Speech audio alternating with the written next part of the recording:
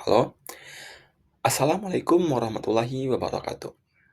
Oke, jadi pada saat ini kita akan kembali membahas tentang lanjutan dari proyek desain pengalaman pengguna. Kali ini kita akan kembali membahas tentang aplikasi Ubits, terutama pada tas pembayaran. Oke, saya Muhammad Amdi Hakim dengan NIM M0403241080 paralel 3 kelompok 5. Oke, jadi Ubits adalah sebuah aplikasi mobile berbasis Android yang menyediakan layanan pemesanan booking ruang karaoke pada berbagai outlet secara daring. Aplikasi ini memungkinkan pengguna untuk melihat daftar lokasi karaoke, memilih outlet yang diinginkan, menentukan tanggal, waktu kunjungan, serta menyelesaikan proses pesanan melalui sistem pembayaran digital. Dengan demikian, Ubits berperan sebagai perantara antara pengguna dan penyedia layanan karaoke dalam satu platform terintegrasi. Ubits memiliki berbagai tas terkait pengelolaan karaoke antara pengguna dan juga penyedia layanan. Namun pada kali ini kita fokus pada analisis dan redesign ulang terhadap tas pembayaran. Oke, tas pembayaran. Tas ini bertujuan untuk memungkinkan user menyelesaikan proses booking setelah mengisi rincian booking sebelumnya. Nah, tujuannya apa yang ingin dicapai user, yaitu menyelesaikan transaksi dengan benar berhasil sehingga reservasi dapat dikonfirmasi. Tas ini biasanya digunakan setelah user melengkapi rincian booking dan ingin menyelesaikan proses booking, serta bisa dilakukan saat user yang ingin merencanakan karaoke bersama teman ataupun keluarga. Tujuan dari tas ini tentunya yang utama menyelesaikan transaksi pembayaran pesanan karaoke secara benar dan berhasil, sehingga konservasi dapat dikonfirmasi. Yang kedua, tujuan pendukungnya yaitu memastikan detail pesanan seperti lokasi, waktu, dan total biaya sudah sesuai dengan keinginan pengguna sebelum pembayaran itu dilakukan. Nah, untuk mengerjakan tas ini, device yang bisa digunakan yaitu smartphone berbasis Android dengan koneksi internet yang memadai. Dalam kondisi, penggunaannya biasanya dalam kondisi, lagi santai ataupun terburu-buru di lingkungan rumah, kampus, ataupun tempat-tempat nongkrong. Nah, ini merupakan task flow dari, aplikasi Ubits untuk tas pembayaran pada saat ini. Mulai dari konfirmasi order, konfirmasi pay, dan juga, pemilihan metode pembayaran. Nah, siapa aja yang terlibat pada tas ini? Stakeholder yang terlibat pada konteks Ubits terutama pada tas pembayaran itu ada 4, mulai dari pengguna, user sendiri atau end user yang melakukan booking, pembayaran, menentukan keberhasilan transaksi. Yang kedua, pengolah outlet karaoke. Ini yang mengolah ketersediaan ruangan dan validasi reservasi. Yang ketiga, pengembang aplikasi. Nah, tentunya yang menyediakan sistem yang mudah digunakan dan stabil. Yang ketiga, empat, penyedia pembayaran seperti Kris atau e-wallet, yang mana ini membantu memproses transaksi secara aman dan cepat. Dalam konteks HCA, memahami stakeholder penting karena desain yang baik haruslah mempertimbangkan semua pihak yang terdampak oleh sistem, bukan hanya pengguna langsung aja. Nah, target utama dari ini adalah mahasiswa dan pekerja muda di rentang usia 18 sampai 30 tahun dengan gaya hidup yang aktif, sosial aktif gitu. Yang suka hiburan dengan teman, suka karaokean, suka nyanyi, dan ingin melakukan reservasi dengan cepat dan praktis. Nah, mengapa ini penting? Karena membutuhkan proses pembayaran yang cepat, praktis, dan jelas untuk memastikan reservasi berhasil tanpa kesalahan ataupun keterlambatan. Usability goals yang dapat kita utamakan ada 5 aspek. Dari effectiveness, yaitu pengguna dapat menyelesaikan pembayaran hingga konfirmasi berhasil tanpa kesalahan ataupun kebingungan dalam prosesnya. Yang kedua, efisiensi. Pengguna dapat menyelesaikan pembayaran dengan cepat tanpa perlu melakukan langkah tambahan yang tidak perlu. Reliability, pengguna baru dapat memahami alur pembayaran dengan mudah. Safety, pengguna merasa aman dan yakin. Utility, fitur pembayaran itu menyediakan metode yang lengkap, jelas, dan sesuai dengan kebutuhan pengguna. Nah, UX Goal yang kita fokus pada pengalaman dimensional dan subjektif pengguna. Untuk task ini ada 3 aspek utama, dari kepercayaan, trust atau pengguna yakin bahwa pembayaran berhasil ataupun sistem dapat dipercaya. Kedua, ketenangan atau reassurance. Pengguna merasa tenang karena mendapatkan konfirmasi yang jelas setelah transaksi. Ketiga, kepuasan atas satisfaction. Pengguna merasa puas karena merasa pos pembayaran lancar dan sesuai dengan harapannya. Ini semua selaras dengan konsep emotional design yang dikemukakan Don Norman pada tahun 2004 dalam emotional design, di mana produk yang baik tidak hanya fungsional, tetapi juga membangun kepercayaan dan rasa aman bagi penggunanya. Nah, apa sih yang terjadi kalau andaikan, tas ini tidak terancang dengan baik? Nah, beberapa risiko yang muncul, mulai dari pengguna tidak yakin dengan pembayaran berhasil, yang dapat memberikan double effect, yaitu double payment, karena merasa bahwa gagal, dalam tas ini gitu. Yang kedua, pengguna salah melakukan langkah pembayaran karena alurnya yang kurang jelas gitu. Yang ketiga, pengguna bingung saat pindah ke wallet. Nah, hal ini bisa memberikan dampak, pengguna gagal melaksanakan transaksi dan keluar dari aplikasinya gitu. Ketiga, keempat, pengguna tidak menemukan cara kembali atau mengganti metode pembayaran. Hal ini, dapat memicu tekanan kognitif yang lebih tinggi kepada pengguna sehingga mungkin bisa saja dia membatalkan transaksinya gitu. Yang kelima, pengguna frustasi karena proses yang rumit, meninggalkan yang mungkin membuatnya meninggalkan aplikasi. Dan dapat menurunkan kepercayaan terhadap aplikasi karena status pembayaran yang kurang jelas dan juga navigasi yang terbatas gitu. Nah, lanjut ke policy define, di mana kita menentukan, eee, menentukan apa saja, menentukan, apa saja masalah utama yang dapat kita pecahkan, dalam tas ini. Di sini kita menggunakan metode penelitian, empathy interview dengan 3 responden, yaitu mahasiswa berusia 19 sampai 21 tahun yang ingin melakukan renovasi di UBITS. Menurut IDEO Design Thinking Framework, empati adalah fondasi dari desain yang berpusat pada manusia. Interview dilakukan bukan untuk menguji pengguna, melainkan untuk memahami perspektif, kebutuhan, dan frustasi mereka secara mendalam gitu. Nah, dalam tes ini ada beberapa pertanyaan digunakan, mulai dari menguji pengalaman pengguna, titik keraguannya, perasaan ketika melakukannya, dan juga tindakan pengguna untuk memastikan bahwa pembayaran itu berhasil gitu. Dan juga harapan pengguna terhadap proses pembayaran ini gitu. Nah, untuk metode sendiri kita menggunakan metode task based usability testing atau pengujian berdasarkan task gitu. Selain wawancara, juga dilakukan task based testing di mana setiap responden diberikan skenario dan diminta untuk menyelesaikan secara mandiri dan diobservasi gitu. Nah, skenario yang diberikan mulai dari memesan karaoke dan melakukan pembayaran menggunakan metode pembayaran kris gitu. Data ini dikumpulkan meliputi langkah yang diambil, titik berhenti atau ragu, kesalahan navigasi, waktu berpikir, perasaan, juga kutipan langsung dari pengguna saat melakukan pengujian gitu.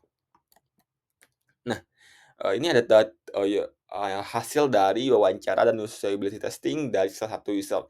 Dan di sini user mengatakan bahwa terdapat beberapa yang dirasakan dan juga didengar dan dilihat serta dikatakan user ketika sedang melakukan pengguna.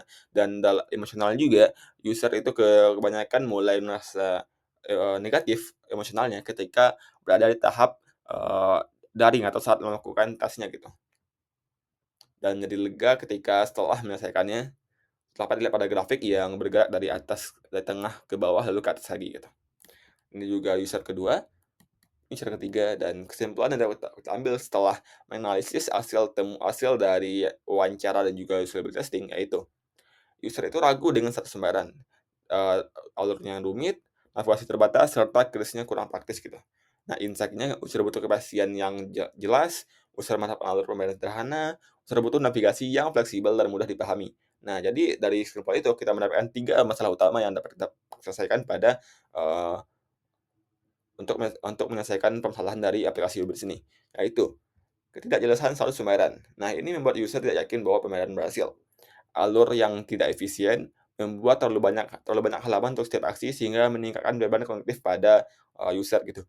Lalu navigasi yang terbatas membuat user tidak bisa kembali ataupun mengubah pilihan dengan mudah. Hal ini, tidak sesuai dengan, eee acuan dari UX sendiri gitu, di mana harusnya, UX yang dibikin itu memberikan kebebasan bagi pengguna gitu. Nah, ini pesona yang kita temukan setelah melakukan, testing, usability testing, lalu juga point of view-nya di mana mahasiswa ini misalnya karaoke, mereka butuh cepat, butuh jelas gitu. Insight-nya kita perlu membuatnya, insight-nya pengguna itu sering ragu ketika apakah pembayaran berhasil atau enggaknya gitu. Dan ini Hokmeway bagaimana kita dapat membantu pengguna dalam memahami transaksi pembayaran juga hal lainnya. Dan kesimpulannya kita menemukan bahwa meningkatkan kejelasan pembayaran untuk mengurangi keraguan pengguna setelah transaksi dilakukan gitu.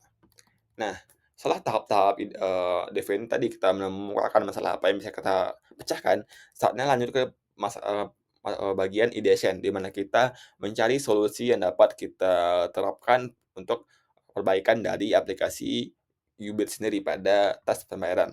Nah, dari 3 top masalah tadi, kita mengemukakan berbagai desain opportunity. Dari masalah yang pertama, kita menemukan bahwa kebutuhan user itu adalah kejelasan transaksi. Nah, peluang perbaikan desainnya yaitu memberikan feedback pembayaran yang jelas dan meyakinkan. Nah, untuk yang kedua yaitu user ingin bebas untuk melakukan transaksi ingin kebebasan dalam melakukan transaksi. Nah, ini memungkinkan perubahan keputusan dengan mudah gitu. Nah, alur sederhana itu menyederhanakan langkah pembayaran gitu. Nah, lanjut ke desain requirement-nya. Dari desain requirement tadi kita mengemukakan beberapa desain requirement atau kebutuhan desainnya gitu. Mulai dari yang pertama, sistem itu haruslah menampilkan status yang jelas, atau gagal ataupun tidak gagal ataupun berhasil gitu. Yang kedua, sistem harus menampilkan detail transaksi setelah pembayaran. Sistem harus memberikan feedback dan juga sistem harus memberikan feedback visual yang mudah dikenali gitu. Nah, untuk desain reporting yang kedua, itu memungkinkan perubahan dengan mudah. Nah, di sini pengguna harus dapat kembali ke halaman sebelumnya. Pengguna harus dapat mengubah metode pembayaran ataupun tanpa mengulang proses booking dari awal gitu. Juga pengguna dapat meninjau kembali informasi pesanan gitu. Lalu yang ketiga, untuk desain reporting menyederhanakan langkah pembayaran, pengguna langkah itu haruslah mudah dipahami, informasi penting harus ditempatkan secara terstruktur, pengguna dapat menyelesaikan pembayaran dengan jumlah langkah yang minimal gitu. Nah, dalam proses ideasi sendiri ada proses yang harus kita lalui gitu. Dari user research, design opportunity, design requirement, alternative solution, dan juga evaluasi alternatif dan final solution. Nah, tujuannya untuk menghasilkan berbagai alternatif solusi yang dapat mengatasi 3 masalah utama pengguna, yaitu ketidakjelasan status pembayaran, keterbatasan aplikasi, dan kompleksitas alur pembayaran. Metode yang kita gunakan yaitu menggunakan metode brainstorming, dilakukan dengan mengeksplorasi berbagai kemungkinan solusi yang dapat memenuhi desain requirement yang telah ditetapkan. Nah, kita mematok minimal output yang harus kita dapatkan yaitu 3 alternatif solusi. Nah, berdasarkan hasil penelitian, maka akan dilakukan proses ideasi untuk menghasilkan beberapa alternatif solusi. Setiap alternatif dievaluasi lagi berdasarkan kemampuannya dalam meningkatkan kejelasan status pembayaran, fleksibilitas navigasi, serta kemudahan penyelesaian tas pembayaran. Nah, ini solusi yang pertama, atau kita namakan enhanced payment feedback, gitu. Di mana kita menambahkan halaman pembayaran berhasil, menambahkan halaman pembayaran gagal, dan menambahkan detail transaksinya gitu. Kelebihannya yaitu dapat mampu meningkatkan kejelasan status pembayaran dan mudah diimplementasikan. Yang kedua, kekurangannya navigasi yang terbatas serta informasinya masih tersebar gitu. Untuk yang solusi kedua, itu kita namakan flexible payment navigation, di mana kita menambahkan tombol kembali, menambahkan aksi untuk mengubah metode pembayaran gitu. Kelebihannya, ini mendukung user control dan freedom gitu, kebebasan bagi pengguna untuk kembali untuk mengubah keputusan ataupun keluar dari aplikasinya gitu. Nah, ini mengurangi rasa terjebak dalam alur. Nah, ini yang mungkin bisa menjadi hal yang harus banget diperbaiki. Kenapa? Karena UX yang baik adalah UX yang memberikan kebebasan kepada penggunanya gitu. Nah, kelemahannya yaitu belum mampu menyelesaikan masalah informasi yang kurang jelas, masih membutuhkan permintaan halaman yang cukup banyak gitu. Nah, ini solusi yang ketiga di mana kita menggabungkan 2 solusi tersebut menjadi satu solusi yang lebih terintegrasi gitu, dinamakan integrated payment experience. Nah, detailnya, informasi tersebut dapat informasi detail transaksi, ada tombol ubah metode pembayaran, tombol memilih voucher yang terpusat di satu halaman aja gitu. lalu menambahkan tombol kembali di setiap halaman, serta menambahkan halaman sukses atau gagal dengan visualisasi dan detail transaksi yang jelas gitu. Kelebihannya, informasinya lebih terpusat, mengurangi beban kognitif pengguna, meningkatkan kepercayaan dan kepastian transaksi, serta hal ini selaras dengan beberapa pola interaksi aplikasi di aplikasi e-commerce yang cukup marak digunakan seperti Shopee, Traveloka, dan juga Tokopedia gitu.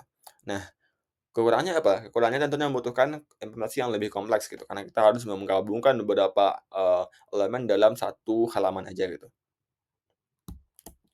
Nah, finalnya dari beberapa kriteria yang kita tentukan, solusi yang ketiga merupakan solusi yang paling mungkin dan baik dilakukan gitu. Karena selain waktu yang cukup, kemampuan kita cukup untuk mengerjakannya, sehingga dan hasilnya dirasa akan memberikan dampak yang lebih besar dibandingkan solusi lainnya. Nah, solusi ini dipilih karena mampu memenuhi seluruh desain, dokumen, dan memberikan pengalaman pembayaran yang lebih sederhana, fleksibel, serta meyakinkan bagi pengguna, walaupun mungkin akan cukup kesulitan dalam implementasinya gitu. Nah, design solution. Nah, lanjut ke bagian design solution, di mana kita mengimplementasikan berbagai solusi yang telah ketemukan ke dalam bentuk nyatanya gitu, dalam bentuk prototipe-nya.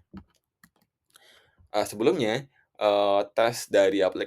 flow dari tes aplikasi ini, seperti ini, dari konfirmasi pesanan, lalu muncul warning pop-up konfirmasi, lalu kita klik bayar, lalu muncul lagi warning pop-up konfirmasi, lalu kita pilih mode pembayaran, kita pilih kris, lalu setelah dipilih, kita membayar, nggak ada informasi jelas apakah berhasil atau enggaknya, dan kita harus mengecek kembali di riwayat untuk memastikan bahwa itu berhasil, dan itu memberikan flow tambahan yang nggak perlu gitu. Nah, temuannya, informasi itu masih menyebar dalam beberapa tahapan. Fleksibilitas pengguna masih terbatas, ringkasan dan informasi transaksi belum terpusat pada satu halaman, serta feedback transaksi belum maksimal, informasi berhasil gagalnya belum jelas gitu. Nah, di sini kita melakukan redesign, yaitu konfirmasi pesanan kita buat hierarki, ada situ halaman terdapat voucher, metode pembayaran, dan juga ringkas pembayaran. Jadi, sebelum lanjut ke bayar, itu kita telah memunculkan semua kebutuhan yang diperlukan user gitu. Nah, perbaikan yang diberikan, seluruh pengambilan keputusan dipusat pada satu halaman, metode yang dipilih bebas oleh pengguna dan dapat mengerti pilihan metode dengan mudah, ringkas interaksi pusat pada satu halaman yang juga diperbarui secara real time gitu. Lalu feedback-nya menjadi lebih jelas dan mudah dipahami. Nah, dari pernyataan itu apa yang kita lakukan? Kita ada menghapus satu flow, yaitu kita menghapus flow pop-up warning untuk konfirmasi ulang. Hal ini kenapa? Karena menurut kita itu menambah langkah yang menambah langkah yang tidak memberikan informasi yang baru gitu. Dan pengguna harus melakukan konfirmasi berulang terhadap informasi yang sama, dan juga meningkatkan beban kognitif dan waktu penyelesaian tas gitu. Nah, dampaknya kita mengharapkan bahwa ini mampu mengurangi jumlah langkah pembayaran, mengurangi beban kognitif bagi pengguna, serta mempercepat penyelesaian tas dan membuat alur pembayaran yang lebih sederhana gitu. Nah, lanjut, ini adalah overview dari prototipe yang telah kita bikin. Tadi bisa dilihat tuh ada halaman ringkas konfirmasi pesanan, di mana semuanya terpusat dalam satu halaman. Ada tombol untuk voucher, tombol untuk pembayaran, dan juga bayar pindah ke halaman kris, dan juga konfirmasi yang jelas atau gagal ataupun berhasil gitu. Nah, prototipe ini dikembangkan berdasarkan hasil penelitian pengguna dengan fokus pada kejelasan status pembayaran, fleksibilitas navigasi, dan juga penyederhanaan proses pembayaran. Dalam pembuatannya karena kita bekerja dalam tim, kita membahas suatu aplikasi secara bersama, kita tentu menentukan desain-desain yang kita gunakan. Mulai dari logonya, hal ini kita lakukan supaya, desain dari aplikasi itu secara keseluruhan, baik tas pembayaran maupun tas-tas lainnya, itu bisa selaras eee, dan konsisten gitu. Nah, di sini kita menentukan logo yang digunakan, logonya seperti apa, terus dimension, halamannya sebesar apa, dan juga, kita menentukan warna-warna yang kita gunakan, mulai dari primary color-nya, background color, secondary color, dan lainnya gitu. Kita juga menentukan tipografi yang kita gunakan, mulai dari, font utamanya, terus, wording-nya, body text-nya apa, terus, text style-nya kita, pakai apa, ukurannya berapa, bold apa enggaknya gitu. Dan juga itu juga menentukan spacing system, di mana kita menentukan skala passing-nya berapa dari 4px sampai 48px, dan contohnya pada padding string kita menentukan 24px dan, begitu juga yang lainnya gitu. Dan tidak hanya itu, kita juga tentukan membuat beberapa card yang bisa digunakan secara berulang gitu. Dan juga kita menentukan grid dan juga layout-nya nih pada ukuran yang kita gunakan tuh yaitu width dengan 412 dan juga height-nya 812. Jadi kita juga menentukan icon-icon yang bisa digunakan pada aplikasi ini. Sehingga, eee, user merasa bahwa semua, tas itu selaras dan konsisten untuk desainnya gitu. Nah, tidak hanya itu, kita juga menentukan beberapa command system seperti bottom-nya kita buat, sekonsisten mungkin. Jadi di setiap tas itu memiliki, bottom yang warna dan ukuran yang sama, sesuai dengan kebutuhannya gitu. Oke, sekarang lanjut ke bagian desain hasil komplement konfirmasi. Nah, di sini, kita mengganti total dari halaman konfirmasi pesanan gitu. Pada flow sebelumnya, yaitu, di sana cuma terdapat informasi address address, room, dan juga, informasi yang kurang terpusat gitu. Nah, di sini kita membuat, nya lebih terpusat, mulai dari ada tombol navigasi atau yaitu icon untuk kembali ke halaman sebelumnya, terus ada progress bar. Nah, sehingga user tahu sekarang dia lagi di proses apa. Nah, di sini kita lagi di proses bayar gitu. Lalu ada informasi detail pesanan seperti yang card yang telah kita tentukan bersama tadi, itu untuk membantu user mengetahui detail pesanan sebelum lanjut ke bayar gitu. Lalu ada juga ada komponen bagian voucher, di mana bisa untuk user mau menggunakan voucher apa enggaknya gitu. Lalu ada metode pembayaran, dan di sini kita buat lebih terpusat, jadi user itu memilih metode pembayaran sebelum dia lanjut eee, sebelum klik bayar gitu. Di mana sebelumnya, voucher ini baru muncul ketika user telah klik bayar, kalau di flow sebelumnya. Sekarang kita buat lebih terpusat satu halaman aja gitu. Lalu juga ada rincian pembayaran, sehingga user tahu nih, biayanya itu dari apa aja, apa dari adminnya berapa, dari total biayanya berapa, gitu. Lalu kita juga membuat, tombol bayarnya itu cukup sederhana dengan, visualisasi yang lebih menarik ya. Jadi, sebelum user memilih metode pembayaran itu tombol bayarnya berwarna, ungu gelap gitu, dan setelah dia memilih metode pembayaran, warnanya dibuat cerah, warna pink gitu. Ini memberikan, perspektif bagi pengguna, jika belum memilih metode pembayaran, pengguna belum dapat lanjut ke bayar gitu. Jadi bisa mengurangi misklik yang mungkin terjadi gitu. Nah, lanjut ke bagian desain halaman voucher. Nah, sebelumnya halaman voucher cuma ada di halaman utama ya, itu cuma use voucher doang, kita buat lebih, menarik dan, lebih mudah dipahami gitu. Ketika klik, eee, komponen voucher, maka akan muncul halaman yang, memberikan semua voucher-voucher yang ada, yang bisa digunakan, baik itu voucher semua pun, diskon ataupun cashback gitu. Dan di sini juga dapat ikon untuk kembali, jadi kita memberikan kebebasan bagi pengguna untuk kembali ke halaman sebelumnya gitu. Dan juga ada bagian atas yaitu search field, di mana kita bisa membuat user masukkan kode voucher secara manual. Nah, lalu juga ada bagian voucher kita bisa menjadi dua, ada bagian yang bisa digunakan dan tidak bisa digunakan. Jadi ini dapat membantu, untuk mengurangi kemungkinan salah ketik, salah klik, atau salah transaksi pada user gitu. Lalu tombol konfirmasi di bawahnya gitu. Nah, next ke halaman metode pembayaran. Ini merupakan halaman yang paling penting menurut saya gitu. Nah, sebelumnya, user harus klik bayar dulu baru muncul ke halaman metode pembayaran dan ada 4 pilihan metode dan di sini tidak ada tombol untuk kembali gitu.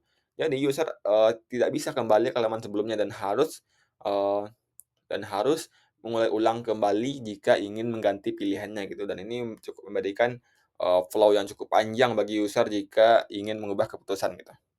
Nah, di sini pada halaman metode pembayaran ketika klik yang bagian metode pembayaran, itu ada atau tetap ada tombol kembali, atau notifikasi kembali, terus ada informasi total pembayaran sehingga user tahu nih berapa biaya yang akan dikeluarkan gitu. Jadi dia bisa memilih apakah uang yang cukup di, metode ini gitu, apakah jika menggunakan GoPay uangnya cukup untuk biaya segini gitu, oke. Nah, lalu kita juga memisahkan berbagai metode berdasarkan, kriterianya, mulai dari kris, terus e-wallet yang isinya cuma GoPay, OVO, dan lain-lainnya gitu. Juga kita bakal menambahkan, untuk, banking misalnya, banking. Tapi sayangnya karena diagnosisnya belum ada, jadi kita tidak membuatkan pada desain ini. Nah, eee, kemudian bagian, metode ini dipisah agar user dapat mudah menemukan metode yang paling sesuai dengan yang paling diinginkan gitu. Kemudian di halaman desain kris sebelumnya cuma menampilkan kris doang, itu tidak ada informasi apapun gitu. Di sini kita membuatnya lebih, interaktif dan lebih mudah digunakan. Dan juga di sini ada informasi total pembayaran yang cukup besar gitu. Nah, informasi ini kita buat lebih hierarki, kenapa? Karena, agar user itu langsung fokus ke bagian paling menonjol gitu. Jadi kita membuatnya, informasi yang paling penting mulai dari total pembayaran juga tombol download QR lebih menonjol dibandingkan elemen lainnya gitu. Sehingga user ketika masuk ke halaman langsung fokus ke bagian itu. Di sini kita juga menyediakan panduan pembayaran sehingga, jika user kebingungan bisa membaca dulu panduannya gitu. Dan juga ketika klik download QR, maka akan muncul toast feedback yang, mengatakan bahwa QR berhasil di-download gitu. Ini memberikan perspektif bagi user eee, bahwa tidak perlu melakukan klik yang lebih banyak gitu, tidak perlu spam klik di download QR, karena sudah ada informasi bahwa QR telah di-download gitu. Nah lanjut. Nah, pada desain, terakhir untuk, konfirmasi berhasil ataupun gagal gitu.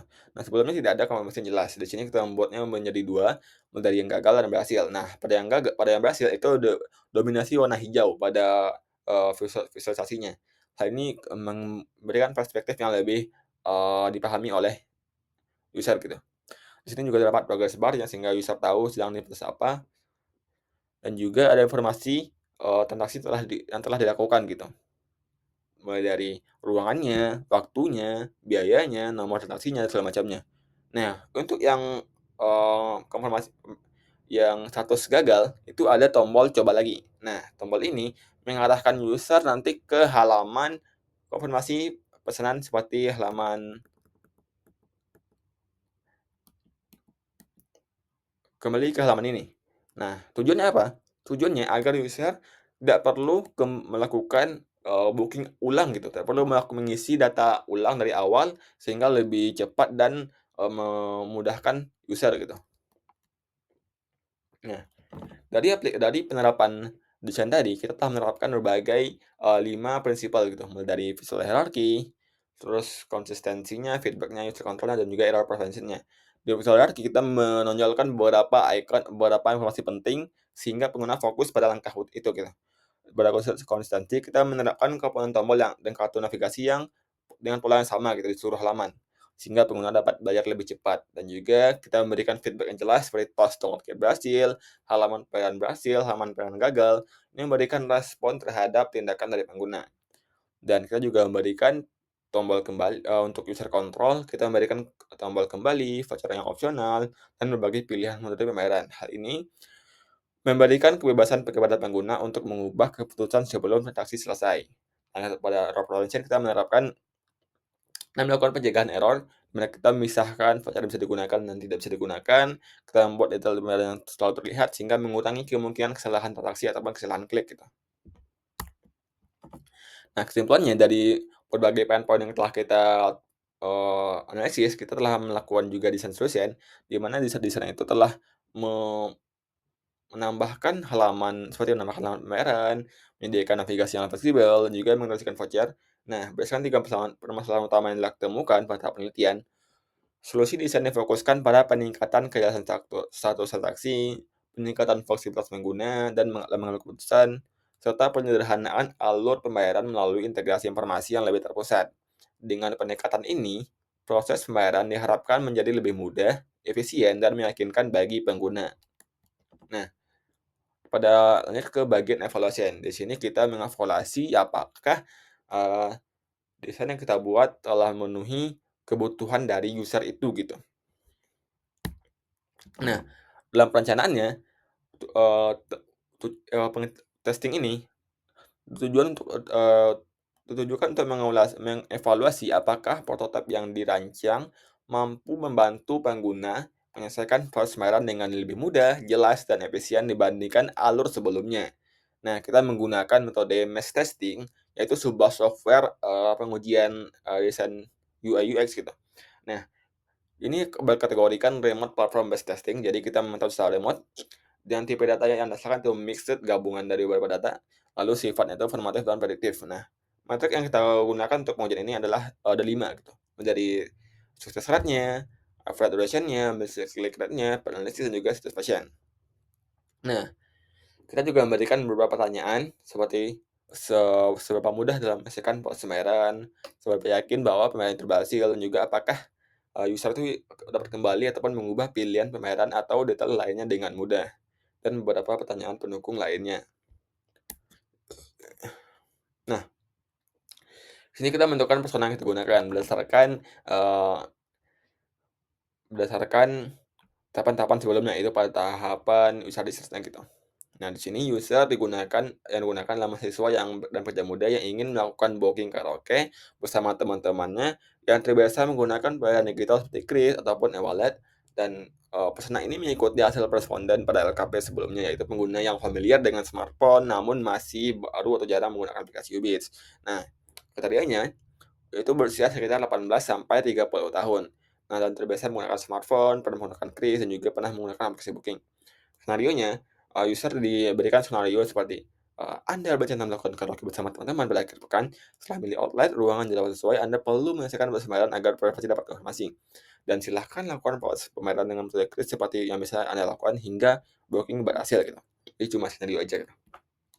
Nah, kita juga menentukan waktu, lokasi, dan juga kebutuhan agar testing ini dapat berjalan dan menghasilkan output yang kita harapkan gitu. Nah, pada tanggal 9 Juni kita menentukan fokus pengujian dan menyusun skenario uji. Pada 10 Juni kita menyiapkan hi-fi prototipe-nya dan mass testing yang juga pengujiannya. Pada tanggal 11 sampai 13 Juni kita melakukan user testing secara hybrid sesuai dengan ketersediaan usernya gitu. Pada tanggal 14 sampai 15 Juni kita melakukan analisis hasil user testing dan menyusun laporan.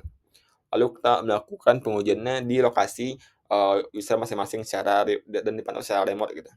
Dan kebutuhan yang kita butuhkan itu mulai dari hi-fi prototype, mass testing, skenario test, daftar responden, dan juga laptop ataupun PC untuk analisis hasil testing. Output yang diharapkan itu laporan hasil akhir atau bentuk PPT gitu.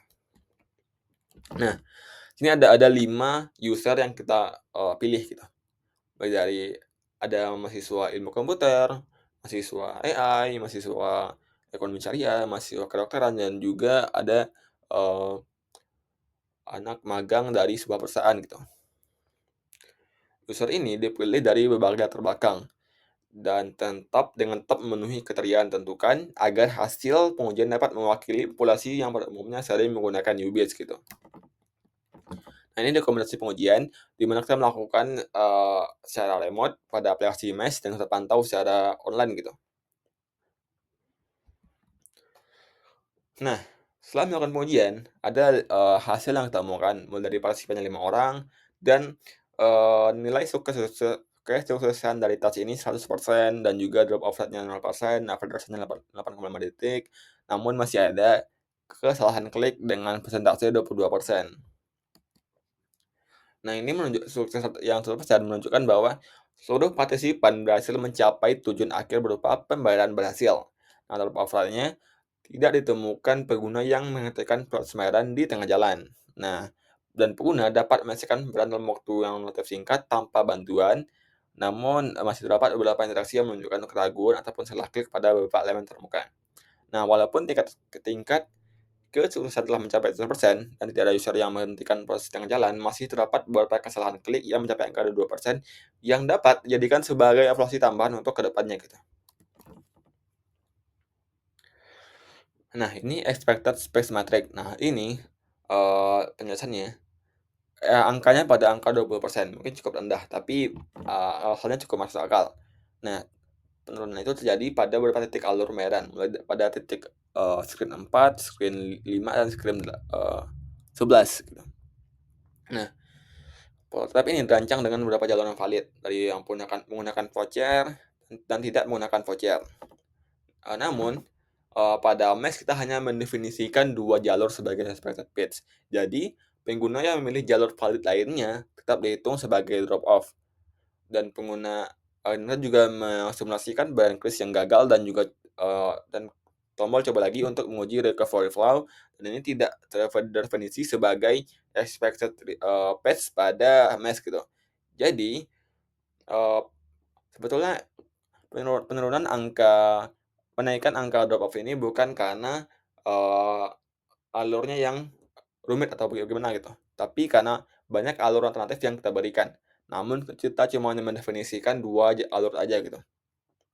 Nah ini, di sini kita memberikan kebebasan bagi pengguna untuk, langkah-langkah yang ingin dipilih dan semua langkah-langkah itu, efisien dan efektif gitu. Cuma kita tidak mendefinisikan semuanya eee, pada expected speed pada mesh gitu. Dengan demikian, ini menunjukkan bahwa drop off tidak selalu menunjukkan kegagalan pengguna, tetapi ini lebih menggambarkan keberagaman jalur dibandingkan tingkat keberhasilan menyelesaikan pembayaran. Nah, pada beberapa pertanyaan yang kita ajukan, kita menemukan hasil bahwa mayoritas partisipan merasa proses pembayaran itu mudah diselesaikan, memiliki keyakinan terhadap proses pembayaran, serta dapat kembali dan mengubah pilihan dengan mudah. Temuan ini mengindikasikan bahwa redesign berhasil mengatasi 3 permasalahan utama yang ditemukan pada tahap penelitian, yaitu alur pembayaran yang membingungkan, status pembayaran yang kurang jelas, dan keterbatasan pengguna dalam mengubah keputusan saat proses pembayaran. Walaupun masih ada 1 orang yang memberikan angka 1 pada kemudahan. Namun, pada pertanyaan-pertanyaan yang terbuka seperti apa aja yang membuat kesulitan, itu semua user menjawab tidak ada gitu. Nah, temuan positif yang kita temukan, seluruh, user berhasil menyelesaikan tes pembayaran. Ini dikategorikan sebagai, navigation gitu. Lalu pertama saya yakin terhadap pembayaran yang dikategorikan sebagai feedback dan serta dapat menemukan menu pembayaran voucher dengan mudah. Ini dikategorikan sebagai findability gitu, kemudahan dalam menemukan, kebutuhan yang dibutuhkan. Ini juga terdapat beberapa, eee eee, bukti dari hasil temuan kita. Nah, temuan negatifnya apa? Di sini masih ditemukan misklik sebesar 22% selama proses pembayaran, selama tas pembayaran. Nah, ini dikategorikan sebagai navigasi di mana masih ada user yang salah klik gitu. Ini berikan level moderate atau, sedang gitu. Nah, dan juga terdapat perbedaan persepsi antara pengguna terkait kemudahan menyelesaikan pembayaran yang ditunjukkan dengan adanya responden yang memberikan nilai 1 pada aspek kemudahan.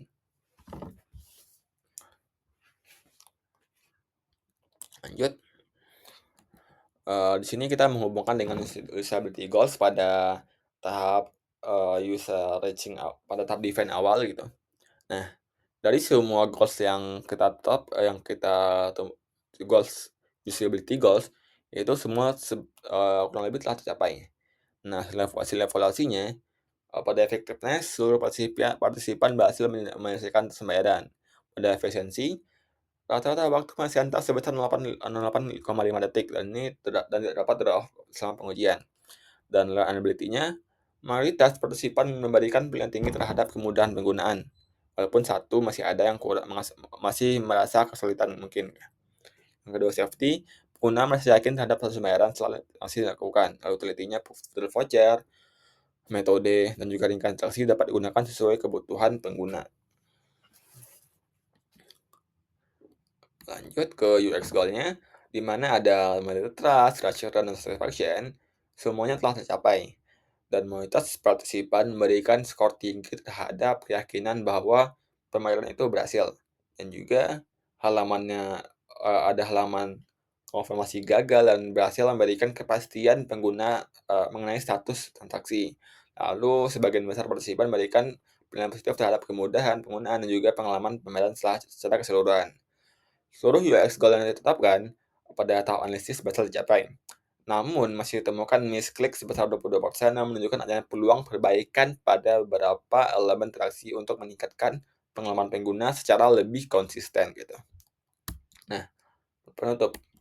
Kesimpulan yang kita temukan pada pembahasan ini, dari problem awalnya yaitu status pembayaran yang tidak jelas, pengguna tidak dapat kembali atau mengubah pilihan dengan mudah, alur pembayaran yang terus membingungkan, dan hasil desain yang kita lakukan yaitu kita menambahkan informasi pembayaran yang lebih terpusat, pengguna memiliki fleksibilitas yang lebih besar dalam mengambil keputusan dengan memberikan navigasi yang lebih jelas, dan status pembayaran ditampilkan dengan lebih jelas melalui halaman pembayaran berhasil dan gagal. Nah, hasilnya menunjukkan angka 100% pada syarat-syaratnya, drop off rate-nya 0%, dan mayoritas pengguna memberikan penilaian positif terhadap kemudahan dan kejelasan proses pembayaran.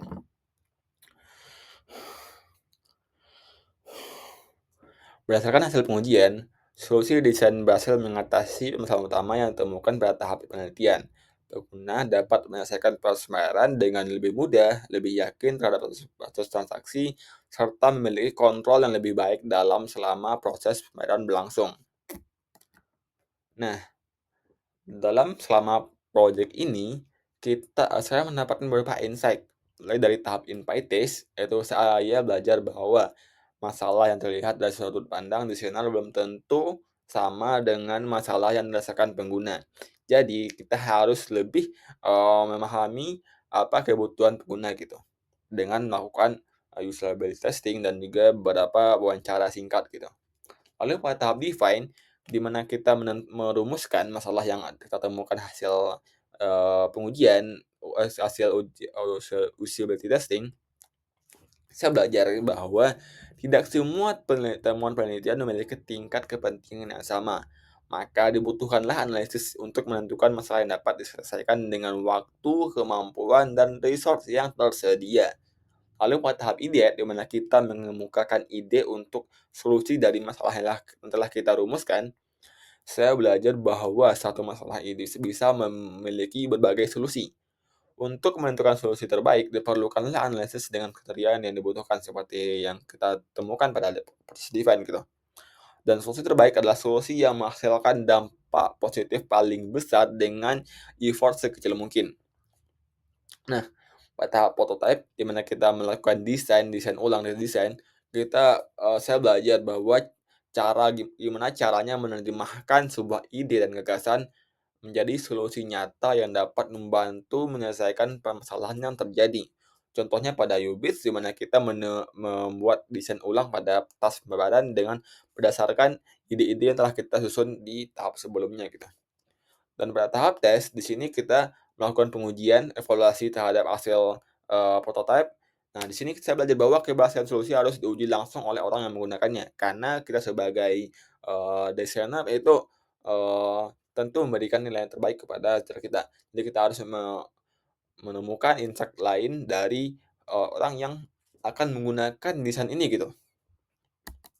Nah, untuk selanjutnya nih, jika proyek ini dilanjutkan, pengembangan yang mungkin dapat dilakukan difokuskan pada mengurangi misklik yang masih ditemukan selama pengujian, di mana angkanya yang 22% itu masih cukup tinggi ya. Lalu menambahkan metode pembayaran yang lebih beragam, mengembangkan fitur riwayat dan pelacakan status yang lebih real time gitu. Lalu melakukan pengujian dengan jumlah partisipan yang lebih besar dan lebih beragam agar hasil pengujian lebih mewakili seluruh user yang akan menggunakan aplikasi ini gitu. Dan juga melakukan iterasi lanjutan berdasarkan temuan hasil usability testing pada tahap MPTs dan design gitu.